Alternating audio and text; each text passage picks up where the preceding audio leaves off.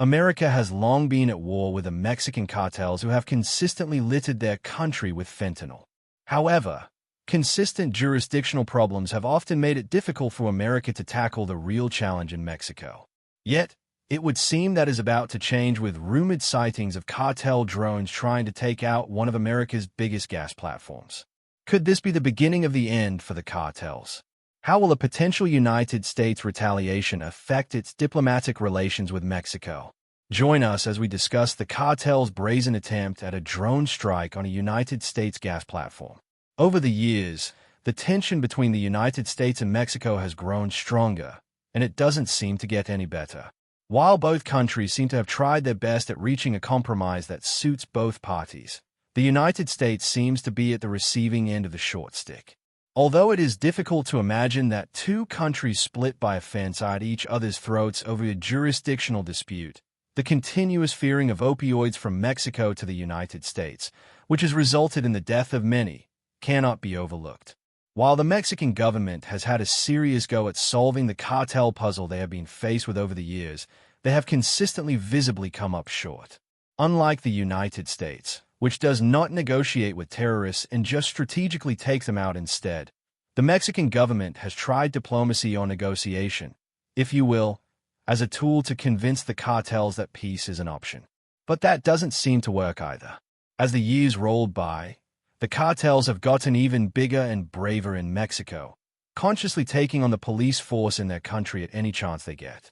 For some context, on October 15, 2019 in the state of Michoacán, Mexico, over a dozen state police officers were killed and 9 others were wounded in a running series of shootouts in the western region of Mexico, with the cartels at the very heart of this damage. According to the Michoacán State Security Department, the victims had gone to a home in the town of Alaguio in Aguililla municipality to issue a warrant to a suspect who allegedly has ties to the cartels in that zone, when several armed civilians fired on them and set their vehicles on fire.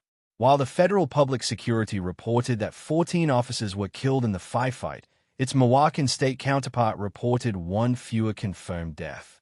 As expected, the state governor at the time, Solano Ayalolas, attacked the action with words, saying that no attack on the police would go unpunished, ergo demonizing the culprits' deviousness as they lay in wait in ambush. However, they seem to be just words, as nothing was done to immediately make the perpetrators, who in this case were the Jalisco New Generation or CGNG cartel, answer for their heinous crimes. But the real kicker is the message they passed, where they warned the police to quit supporting rival crime groups including Los Vegas and trifling with their own operations. While the large placards containing the threatening message from the Jalisco New Generation cartel, warning the police against supporting other gangs, were vivid. John Holman, a reporter from Alazara, one of the world's most popular news stations, reported that it might be a misleading ploy from another gang who are leveraging the Jalisco New Generation cartel's popularity in that region to pass a message.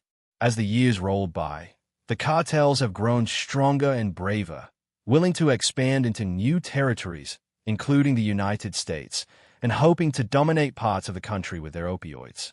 At first, the United States did not catch a whiff of the situation for a while, but that did not last very long. Suddenly, the death toll in the United States because of opioid overdose had started to expand, and the National Center for Health Statistics had suddenly started to take account of the numerous deaths associated with fentanyl overdose. Soon, the country had become sensitized to the poison fired into the borders of the United States from Mexico, as more people had started to lose their lives. For instance, in 2023, more than 107,000 people overdosed and died due to opioid overdose. Although fentanyl had been partially administered in the United States in quantifiable doses in the past since a study figured out the addictive side effects, it has been removed from the list of possible prescriptions in the United States. However, with the Mexican cartels ferreting it out in large quantities, it was almost impossible to deprive addicted Americans of it. Owing to the increased death toll, the United States offered to work with the Mexican government, providing them with both intel and muscle to deal with a common problem. But geopolitics and a suspected fear of an overwhelming backlash from the cartels became a stumbling block between the two countries, and the cartels had both countries in an invisible constraint that they could rarely escape from. Having seen the continuous development of the cartel into an organization capable of drone warfare and an ability to procure mercenaries to do their dirty job while arming them with military-grade weapons, the members of Congress in the United States had started to lean into a warlike perspective, doing on the cartel's recent war with the Mexican government, where they used military-grade weapons as the perfect excuse to label them as terrorists in a move that will justify America if they ever decide to have a military presence beyond the United States-Mexico border and extend the courtesy into the shores of Mexico. Congressman Lindsey Graham, a Republican senator in the United States, championed the cause, standing at the forefront. On March 8, 2023, he held a news conference on the fight against fentanyl and drug cartels. His legislation would designate the cartels as foreign terrorist organizations. He was joined by Senator John Kennedy, another popular Republican enthusiast who has been advocating for the same thing, upgrading the status of the cartels to terrorists. The bill was very specifically named Ending the Notorious, Aggressive, and Remorseless Criminal Organizations and Syndicates Act of 2023, or the Ending the Narcos Act of 2023.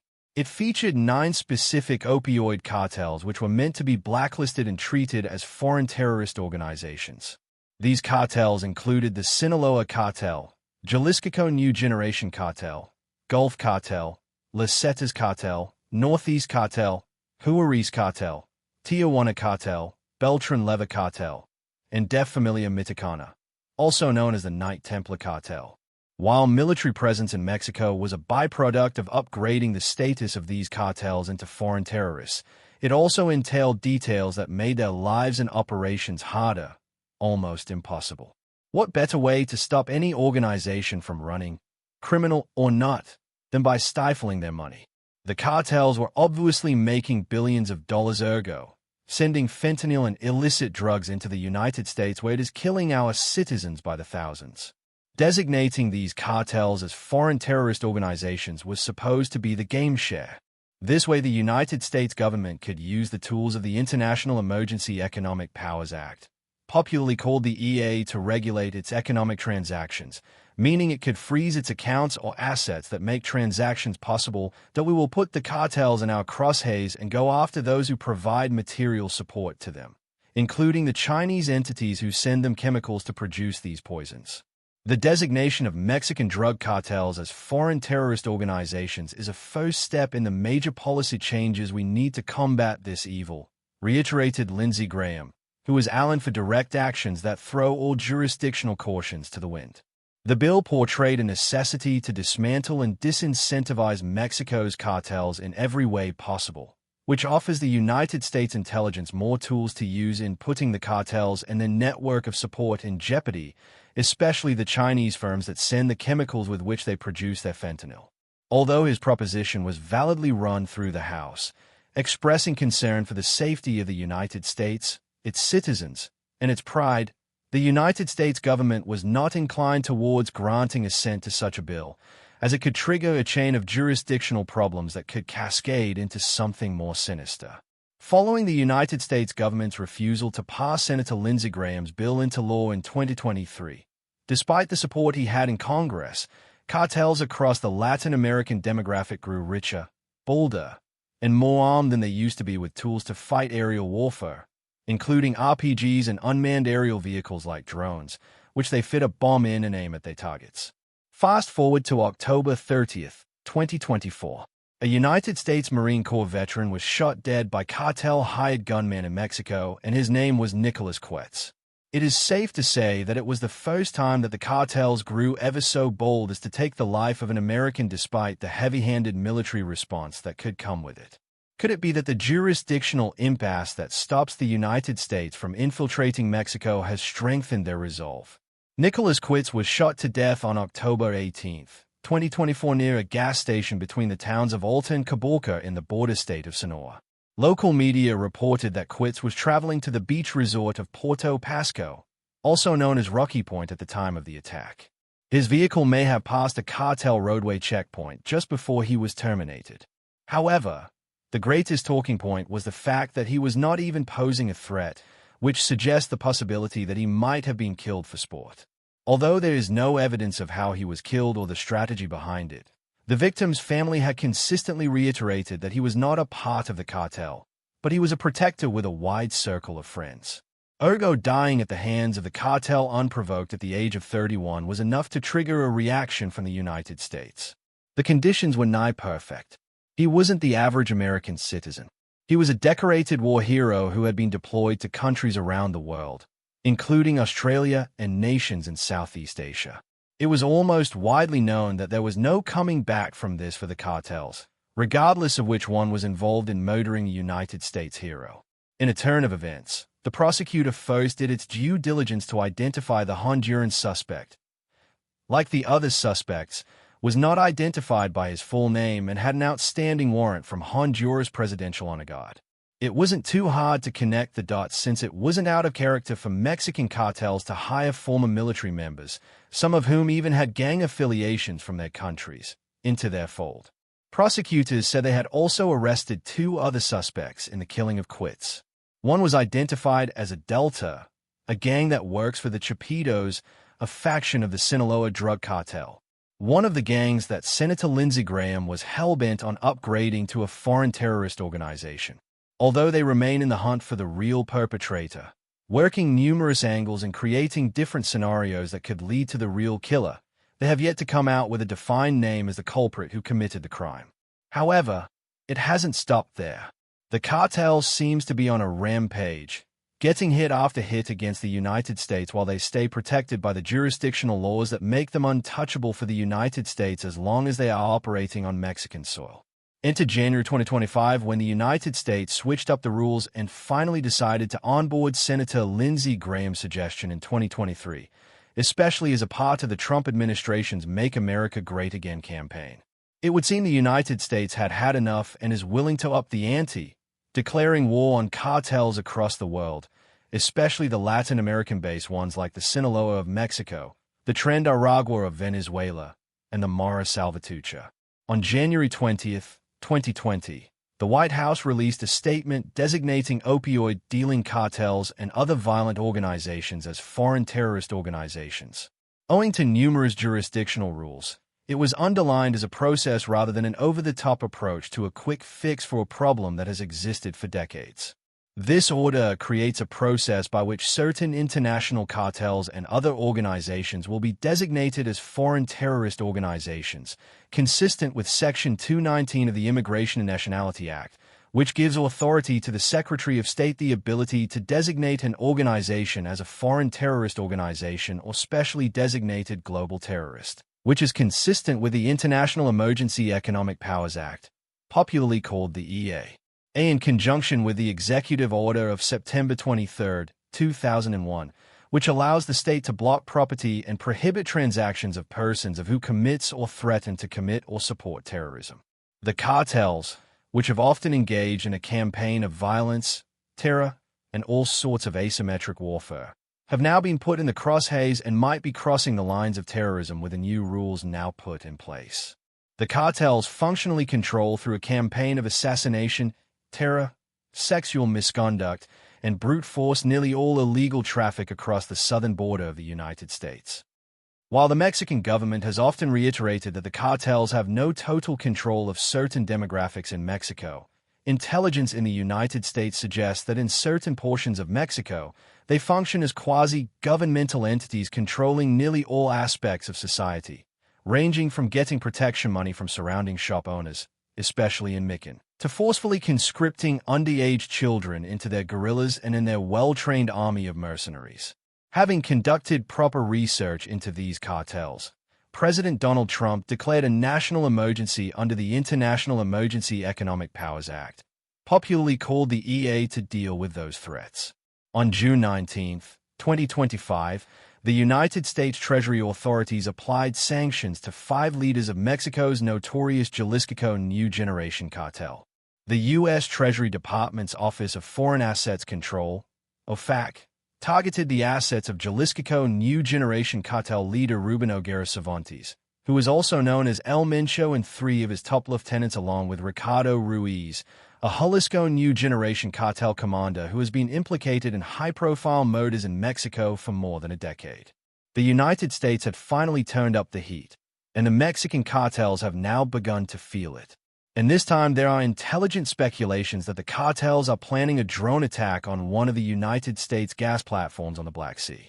A very similar strategy to the May 19, 2025 Ukraine zigzag bomb-fitted drone attack on a Russian plant which is located on the Black Seas. The cartels, who are known for a propensity to fight asymmetrical wars, even when they are the obvious weakest side, owing to their lack of strategy or military training, have reportedly decided on this mission as a result of their recent influx of mercenaries who have real-life combat training and experience, and have also used them in a quasi-government role when they were deployed by the cartels in a fight against the Mexican police when they apprehended Ovidio Guzman, son of a popular cartel leader. While there are speculations that the cartels might not have a means to retain a competitive combat edge against the United States in their drone war, there are recent actions that immediately oppose that. On March 11, 2025, Alexander Yang reported that Mexican cartels are ramping up their use of small strike drones while the United States warns of the potential unilateral deployment of troops to combat drug trafficking. While the local media have released details of the incident along with footage showing drones in action from the operator's console taking down other drones in a firefight, the United States remains well aware of the capabilities of the cartels in recent times, especially since their evolution in recruiting mercenaries from other parts of Latin America in a bid to take over the West where they make the most money. A drone operator from the Mexican Cartel Elena targeted a vehicle carrying fighters from the rival Jalisco New Generation Cartel near the town of Chinquila in the western state of Michoacán, Mexico. Although it was a converted civilian drone, it easily dropped a homemade freefall bomb on the opponents. The bomb was dropped accurately from a fairly high altitude, which demonstrates the operator's skill and intensifies the possibility of the operator being an ex-soldier recently recruited into the fold, or just another foot soldier in the cartel that has been trained by a mercenary. While it isn't the first time that drones have been used in cartel warfare, the improvements in how the drones are deployed and the evolution of using them for reconnaissance, intelligence gathering, and bomb drops, or even in some cases as kamikaze drones, is a direct message to the West, telling tales of the readiness of the Latin American cartels to go into an all-out war if required. Following these consistent shows of force, the United States has continually offered military help to the Mexican government, albeit involving military presence, and the Mexican president has refused every time. As a hypothetical, should the cartel succeed in blowing up a United States gas platform on the Black Sea, will this jurisdictional impasse stop an all-out war? Whether the cartels drop a bomb as retaliation for their consistently frozen assets and arrested comrades, or simply accept defeat, only time will tell. Thanks for watching. While you are still here, click on the link on your screen to check out another of our videos. See you there.